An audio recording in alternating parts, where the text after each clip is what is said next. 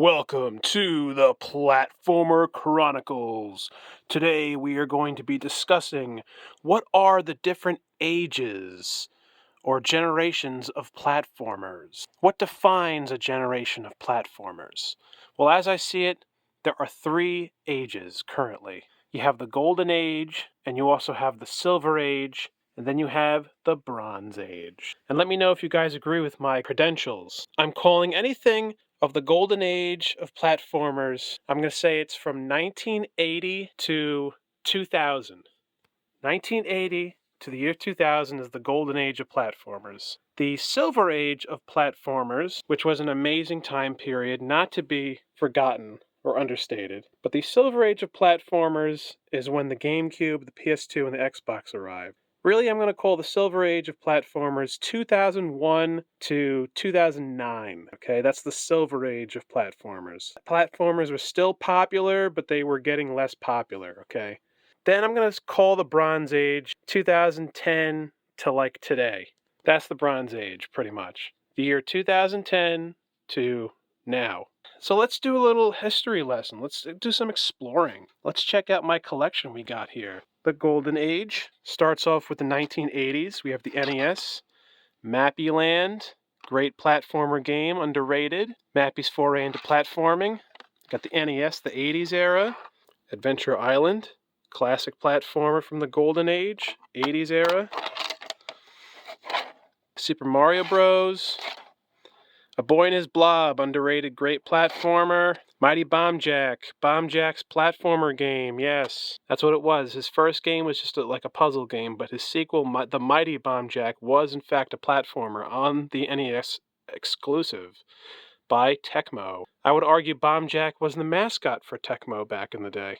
Continuing with the Golden Age, we have Sonic the Hedgehog Chaos for the Sega Master System. You got the Master System going on here. Alex Kidd Games on the Master System. Alex Kidd Games. All-Star. Sega Genesis, early 90s Sonic. Zool. Awesome Possum kicks Dr. Machino's butt. Cool Spot, I love Cool Spot. Bubsy Bobcat 1, Claws Encounters of the Third Kind. Dizzy, fantastic Dizzy release on the Sega Genesis. We've got the Atari Jaguar, Bubsy and Fractured Fairy Tales. Yes, we have a Jaguar platformer here. The Atari Jaguar. Still in the early 90s period of the Golden Age. Super Nintendo, we got Bubsy 2. I like that game. I don't think it's bad. Super Mario World, amazing. Chuck Rock, Unga Bunga. Donkey Kong Country 2, Diddy Kong's Quest, Super Nintendo, early 90s still.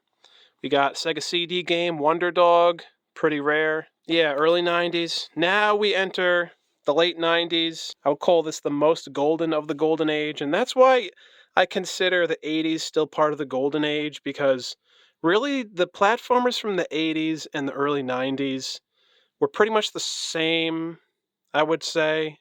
Like the 80s platformers were the early platformers. Then you get into the early 90s and it gets a little bit better. And then in the late 90s, it's like the best era ever. And then the second best era ever is the Silver Age, you know, in the 2000s. But the late 90s was like godly, in my opinion. Still in the Golden Age, we have Sega Saturn games. Spot Goes to Hollywood. Awesome game. Bug 2.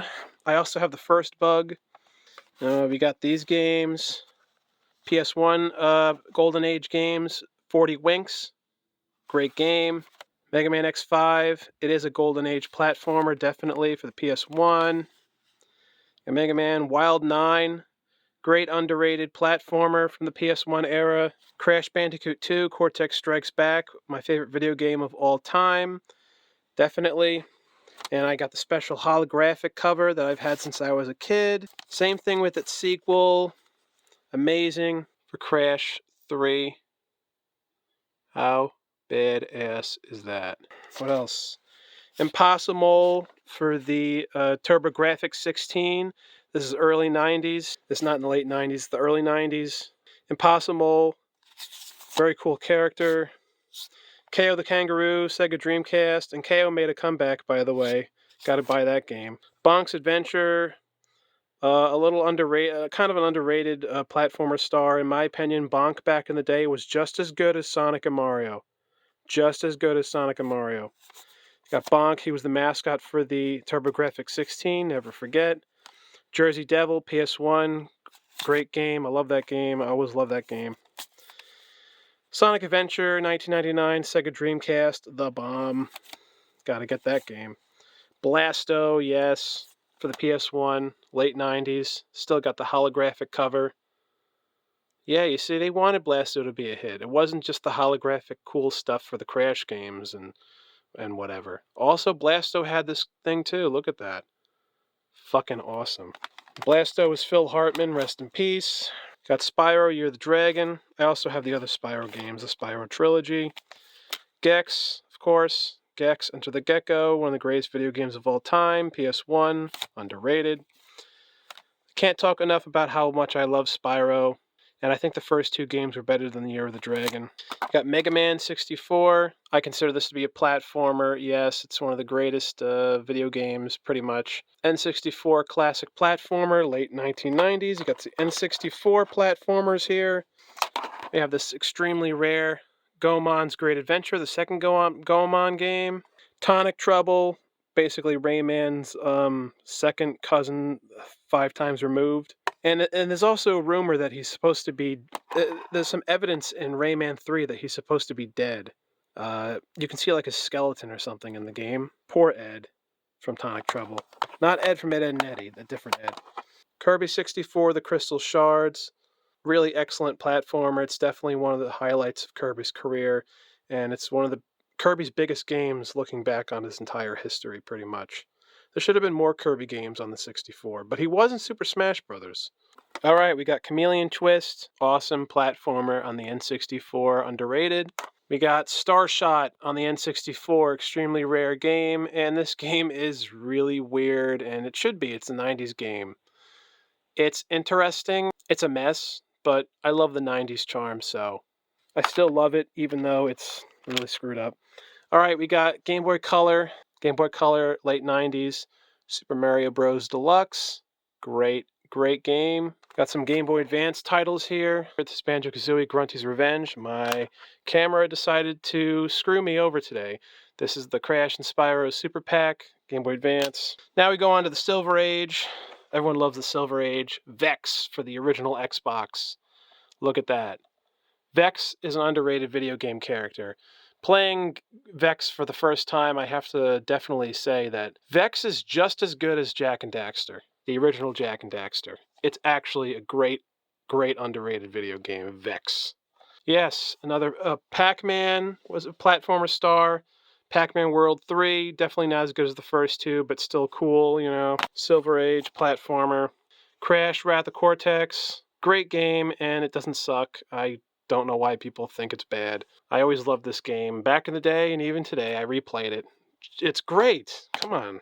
Another Silver Age platformer. Everyone loves this one. Super Mario Sunshine. Well, not everyone, but I think it's a great game. So many warm memories with that game. Rayman 3, Hoodlum Havoc. One of the greatest video games of all time. A contender for the greatest platformer of the Silver Age. Billy Hatcher and the Giant Egg. Looking back, it's a pretty underrated video game because it was a great game. It was just a little too difficult. That's my only complaint, I guess I'd say.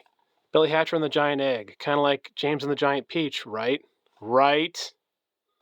Good morning!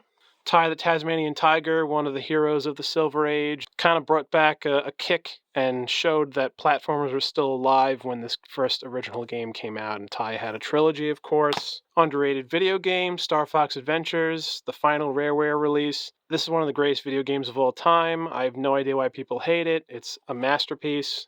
Great game. Frogger Beyond, I would argue it's a platformer pretty much. It's a puzzle / platformer pretty much. It's pretty much one of the coolest titles I've ever heard. You know, Frogger Beyond. I mean, it's just badass. It's kind of interesting. This is when Frogger was trying to be cool like the other boys of platformers, like Crash and Gex and Rayman and whatever. And it's like Frogger didn't really succeed. Like, people do not look back at the Frogger platformers of the Silver Age with like this fondness or something. That people don't do that. But still, this is probably the coolest picture of Frogger like ever. And it's not like Frogger's Silver Age platformers were bad. It's just that they didn't like wow people when they came out, I think. But I do appreciate them very much so, and he definitely is the mascot for Konami. Sonic Adventure 2 Battle. Of course, it was originally on the Dreamcast version, which I own. One of the greatest video games ever. I have no idea why people dislike this one. I mean, you guys must be like wackadoo and belong in an insane asylum. This is one of the greatest video games ever. We should get Sonic Adventure 3. What's the greatest platformer of the Silver Age? Jak and Daxter, Sonic Adventure 2 Battle, or Rayman 3? Let me know in the comments. Please. I don't get any comments ever. Donkey Kong Country Tropical Freeze. Now we enter the Bronze Age, 2010 to modern day. I think this was originally a Wii release, and this is like the Wii U re-release or something, because of the Nintendo Selects or whatever. Like, it's a cover within the cover, you know. Pretty damn good game. I really like everything about it pretty much. And it's much better than Donkey Kong Country Returns. This is like the sequel to it, which came out way too late after the fourth title. Good game, though. There's supposed to be a rumor of a new 3D Donkey Kong platformer that's supposed to come out, guys. That would be amazing, and it would put DK back on the map once again where he belongs. Moving on to the 2010s, Bronze Age, or 2020s. We have Clive and Wrench, a super underrated video game, and this game is everything that Yooka-Laylee was supposed to be. This is a great video game, and it does have a little bit of flaws, but the charm is so great that I really don't give a damn. The characters are that charming that, and the imagination that's implored, like, when I see that in a video game, that overtakes the gameplay flaws, in my opinion. But most gamers don't view it that way. If they have a problem with the gameplay, they think the game sucks completely. And they ignore all the other aspects that make a video game great. And it's not all about the gameplay, guys. It's about the story, it's about the characters, it's about the animation, the graphics. Clive and Wrench is awesome. It definitely has vibes of like the 90s. Clive and Wrench are definitely just like Jak and Daxter, Banjo and Kazooie, you know, Ratchet and Clank. And the villain definitely reminds me of Dr. Neo Cortex from Crash Bandicoot. Awesome, awesome game. 2010s, Bronze Age, platformer, Super Mario Odyssey, one of the greatest video games of all time. It really put Mario back to becoming great again, in my opinion, because during the early Bronze Age, I didn't think Mario was just decent. But then when this came out, it's like, yes, Mario is back.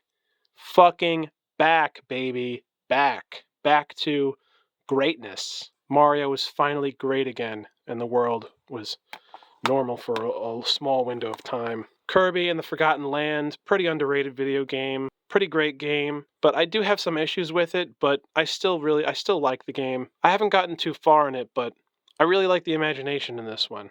This is Kirby's comeback. And Crash Bandicoot 4.